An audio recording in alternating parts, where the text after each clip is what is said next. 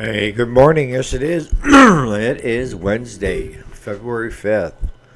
So, what are we going to talk about today? Well, I'm going to try to key off some of the things that you're talking about, Mark, that I think are very important to understand up front. So, hang tight.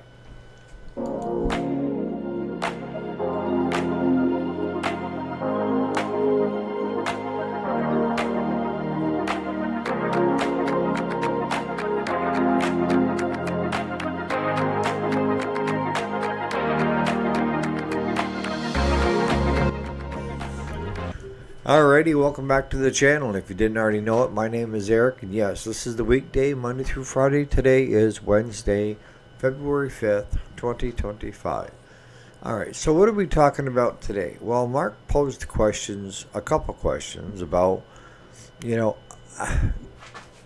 being part of local businesses, how to be better, and basically try to steal the work from your competitors. And is it better? Is it better to buy an existing business versus starting from the ground up? And the answer to all of them will not always be the same answer because it depends a lot upon you. If I were trying to mentor someone, I would say get involved in your local community. And that could be the Chamber of Commerce and helping other businesses out, and in turn, them wanting to help you out. Now, just helping them out is not going to be a sure thing to where they're willing to help you out. As much as I'd like to say that you're going to succeed based on experience, isn't being truthful.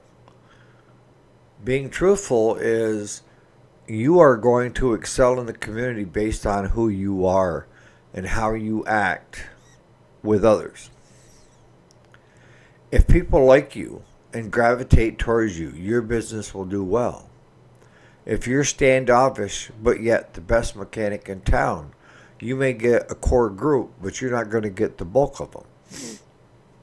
So it's always in how the customer feels like they have been treated. If they're being treated well where they're at, good chances are you're not going to steal that customer from your competitor. And why is that? Well, because they know that when they when they drop that machine off, that they know from past experience that it's going to be ready to go if you got a qualified mechanic and a shop is doing it. Now, I know of numerous shops that have what I call borderline customers, and they're kind of going wherever they can get it fixed the quickest or serviced the quickest to get it out so they can have it to mow with. So speed is a factor as well, and speed comes with experience of not spending a lot of time wasted on something that a more experienced mechanic would knock it out pretty quickly. Me, you gotta be a people person. You gotta have that person that's at the helm, someone that enjoys conversations with others, can have a good conversation, is likable, is well respected in the community. Because don't get me wrong, I mean, you're always going to have a naysayer here, one or two here or there, right? And you're also going to have, if you're at it for very long, you're going to have a customer or customers that are going to be totally pissed and want to write negative reviews. That tells me you're just doing your job of holding somebody's feet to the fire, being accountable and paying their bill. Because a lot of times when I see that, that's because a customer is irate and doesn't want to have to pay the bill. The biggest thing, if you take anything away from today's video, is to underpromise, overdeliver. And what do I mean by that? I mean, don't ever say something that you're not able to do or unwilling to do. Never lie to a customer. That's a no-no. Even when it's bad news, just be honest. And there's people out there that says, you don't want to, honesty is not the best practice in every situation. I think it is. Because with my family, I'm not brutally honest of where I make them feel uncomfortable, nor with my best friends and my core group. They like my honesty.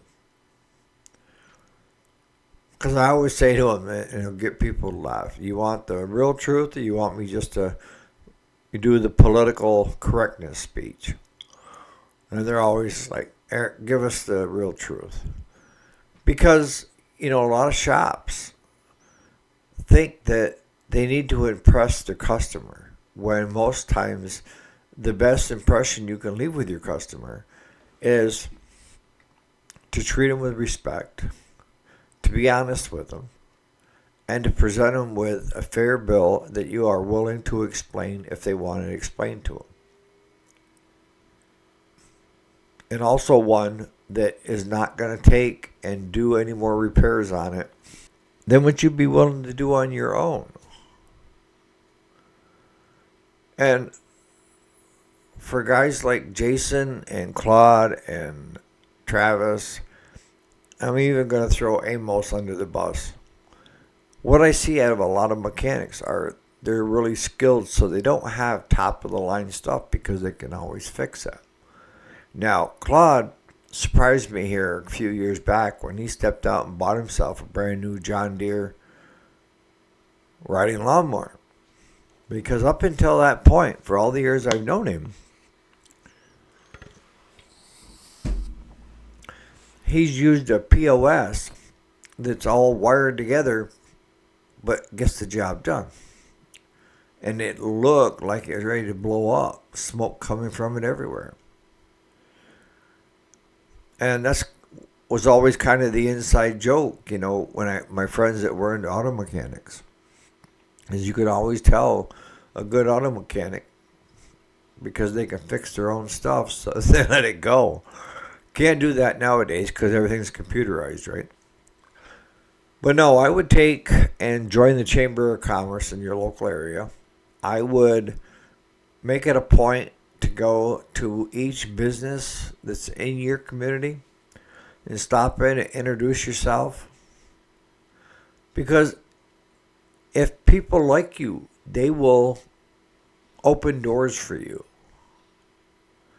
If they feel like they're getting the wrong vibe from you or you're not being upfront and honest, those doors will never open.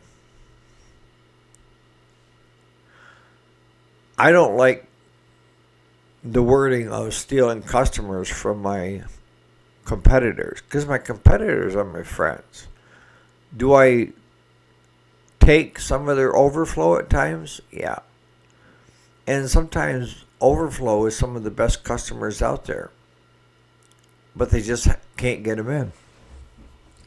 And at that point, you have a chance to show who you are and what you're about.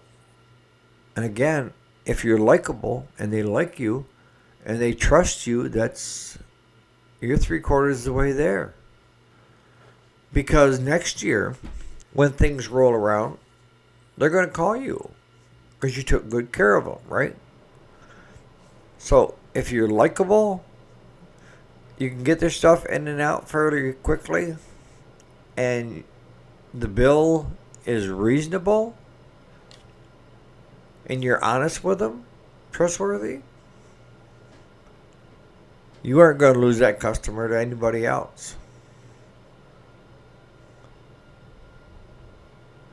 And you have to treat that customer as more than just a paycheck. I make all of our customers friends. And people will say, well, you can't do that because then they won't pay their bill. I've never had a friend not pay a bill. Never. I've had friends a little irate at a bill here and there. But once we sat down and went through and explained, and this is why we called you, and you said that was fine. See, if it's all spelled out, and that's the big thing in business, is to leave it in your customer's corner to make the final decision on it. Many shops lose that philosophy and is fix it no matter what. And it becomes asinine. I mean, you take a lot of handheld stuff. Let's say a steel chainsaw, a low-end model, homeowner's model. Let's say the 170. What are they? A little over $200. Comes into the shop. It's not running right. So the local steel dealership bills for an hour and the cost of the carburetor, the OEM one, and they're running at $120 an hour. The OEM carburetor is around $80, so there's $200. And for just a little bit more, that homeowner could have a brand new one. What thought process were you thinking as a shop that said it was a good idea to bill your customer a couple bucks less than what it would cost to replace it with a brand new one and a warranty? See, that's where it gets lost in translation, is the shops are not out there to take care of their customer. The shops are out there to get revenue into the business to take care of themselves. And I've always felt you take care of your customers will take care of you. Say that again. If you take care of your customers will take care of you. And you have different levels of customers, right? We've talked about this, of where you have the top level that doesn't care and has full trust in you, just go ahead and fix it. We'll use that steel chainsaw coming into our shop, and we'll say we're charging $120 an hour. It shouldn't take any mechanic 20 minutes, 30 minutes to take the old carburetor off, throw a new one on, and have it ready to go out the door. So let's say 20 minutes. That's 1/3 of the time. So you take 1/3 of 120, which is $40, and now instead of buying the OEM carburetor, you took and put it in the ultrasonic, cleaned it, and kitted it for, let's say, $20. So now you're up to 60 plus maybe a little bit of time kitting it and stuff like that, but you're still, I think you could do it still within that 20 to 30 minutes. So 30's half, 20's a third. You're still talking under, what is it, 75 to get the saw running and doing what it's supposed to for the customer. That's reasonable. But a lot of shops are automatic on it's going to be an hour's labor plus parts. And if it's over an hour to do it, then it's an hour plus parts. We do it incrementally. And actually ours is based on 15 minutes. Because if I can knock it out in 15 minutes, it's a lot more reasonable and a selling point that your shop is worth the 120 if you've broken it down so that the customer is not paying for a full hour of 15 minutes work. So like the idea of stealing customers from competitors really doesn't apply, because if that customer is being treated fairly, or they feel like they're being treated fairly, there's nothing you can do under the sun, pretty much, to take that customer away from that shop. Now, if that shop isn't taking care of their customer, yeah, because that customer is already looking at other ways to reduce the cost. And can you just imagine if you're the customer and you got billed $200 to replace a carburetor on your MS 170, and by the time they added tax in, it was more than a brand new MS 170? I would be. Definitely. And that's why a lot of shops are like, well, we're not doing handhelds anymore. You can still do handhelds, but base it on 15-minute increments. And the better you are as a mechanic, the quicker you can get it out, right? And we've done complete videos on don't learn on the backs of your customers. And I know maybe you can chime in here, Jason. There's got to be a book out there with flat rates of what they feel that it would take to do X, Y, and Z. That might be helpful for new shops to get an idea. All right, so it took us half hour, 45 minutes, but that's because we're still green behind the ears, and we're learning as we go. Okay, so if it's taking the average mechanic out there 15 minutes, even if it took you half an hour, if you build for the 15 minutes, you're not learning off your customers' back, and you're more in line with what the other shops with good mechanics are getting. Again, it comes down to, are you likable? Do people gravitate towards you? Do they trust you? Do they know that you're an honest individual and that you're very helpful? And when I say very helpful, it's like in our shop. If one of the local businesses has something going on and they want to put up a poster, it's like, absolutely, go ahead. I'm here to support my community, and I'm here to support the other businesses in the area.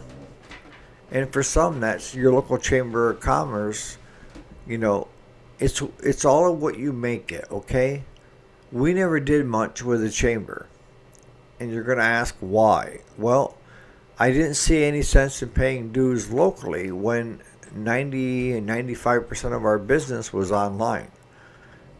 But had we stayed with just local business, chamber is very important because you can get word out through the other shops. A lot of times you can ask, because you'll have like meetings, and then you'll have like in between you'll have breaks where you can visit with the other shop owners. And a lot of times they'll let you put your business card that you supply with a business card holder on their counter in their grocery store or place of business that isn't in direct competition with them. You don't want to talk to another shop owner and ask if you could put your business card on their counter because you're in direct competition. If you get a really secure business person that is doing very well, they probably wouldn't care. But don't ask somebody that's competing directly with you to do that. But make them a friend. Make them a partner. And if they do have where they're backed up, they'll be the first ones, if you guys get along, to say, go see Eric. He'll get you in and out, and he'll take care of you. I trust him. That goes a long ways. Because that shop owner is giving you, I'm trying to think of the right word, this respect in the community. And that's not the right word I'm looking for. It'll probably come after I get done with the video. But credence in the community that you got another shop owner doing the same thing that is recommending this guy. So that goes a long ways. And you need to be able to be reciprocal too. If your shop is overflowing at a later point and his isn't, say it back. Don't be a hog and not want to give up any of your work. Give some back. And it's a lot of give and take when it comes to business. And the biggest thing I can tell you is don't focus on me, and what am I going to get out of it.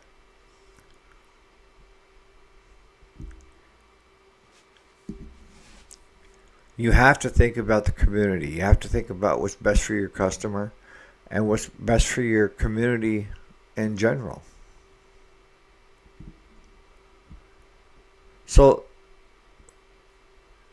just by being likable, introducing yourself to the other businesses, a lot of times they'll let you put business cards or a flyer up with phone numbers where you have them cut where you can just rip it off, goes a long ways. And having them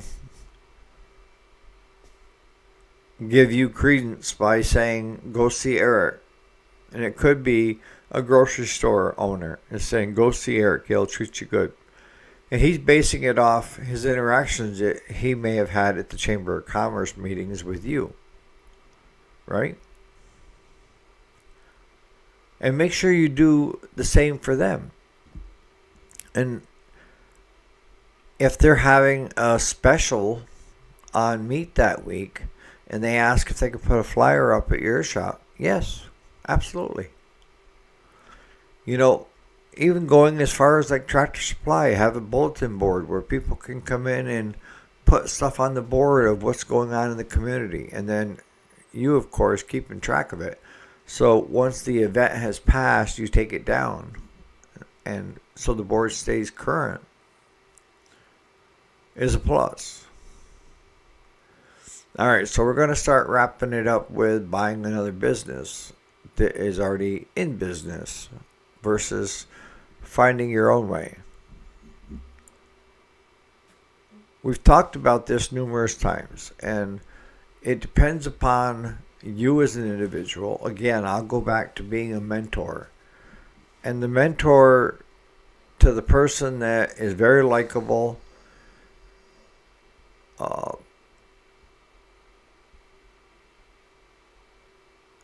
does think of the community first.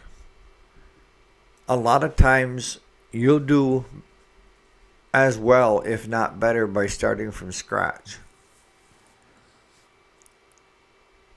Yes, it's hard in the beginning to get that customer base built up. That's why I say it's easier for the guys that are doing it nights and weekends to transition over because they already have a customer base and they already have, they're known in the community as the go-to guy. And we also talked about, being careful about working on you and your friend's stuff first in the shop and not taking care of your customers. With the snowmobile racing team and his business actually being high performance engines, he found himself spending more time on him and his buddies' machines that they raced as a team than on his customers.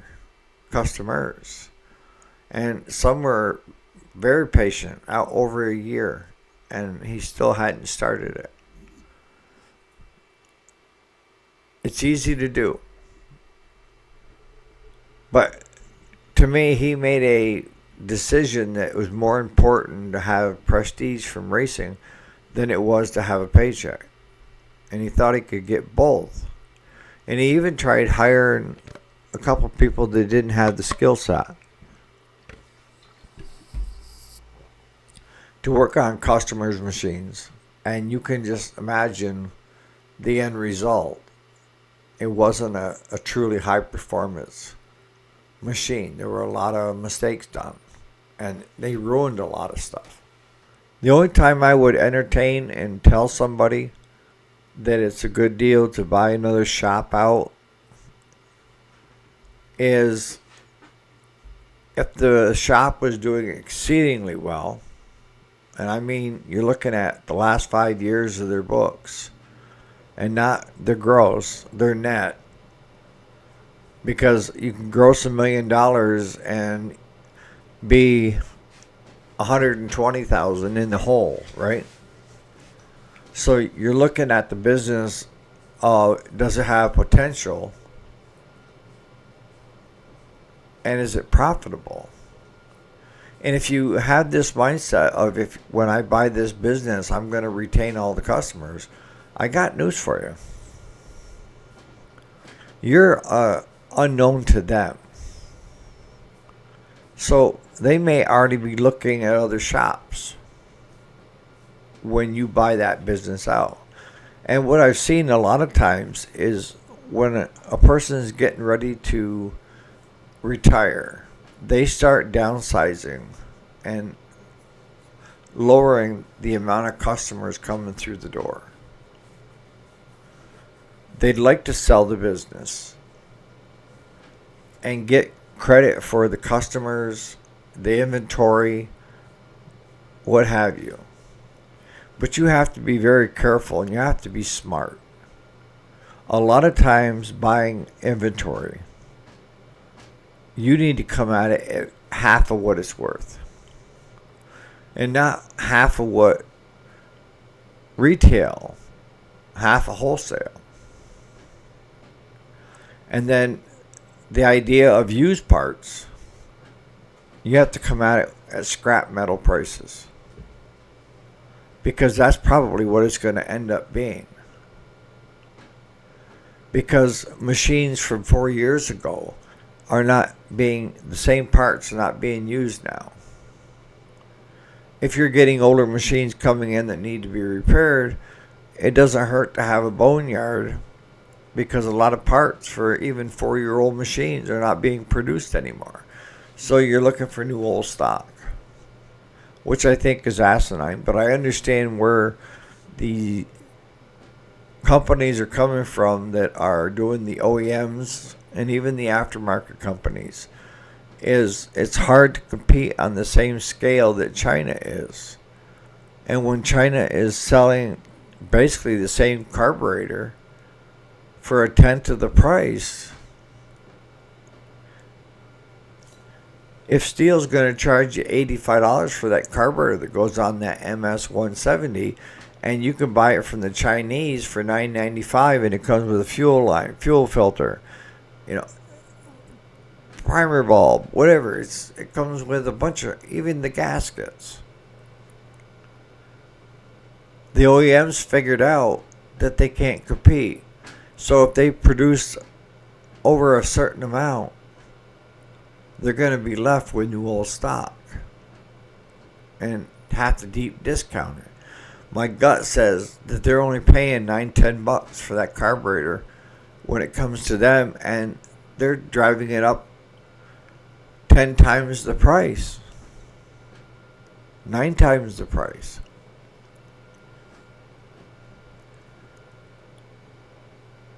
I would be very nervous about buying people's inventories out, because a lot of the ones that I've dealt with that have come to me that have wanted me to buy their inventory, and the ones that normally come to me are the ones that are like 50,000 and more, 30,000 and more, is they're bringing me numbers of full retail of what it was 4 years ago. I'm telling them it's not even worth half that. You have to be realistic, unless you can find somebody that has one hell of a market for new old stock on the venues and is known for the new old stock and knows what they're talking about. It's a hard sell. And I've got stuff that's sitting in that same department of new old stock that it's a hit or miss of whether somebody would ever need that part.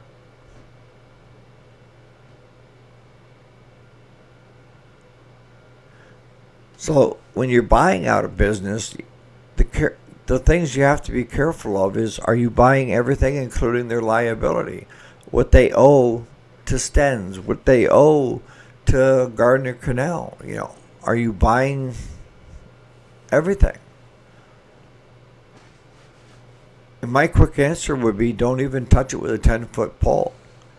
If you want to buy the location, the business name with part of the inventory,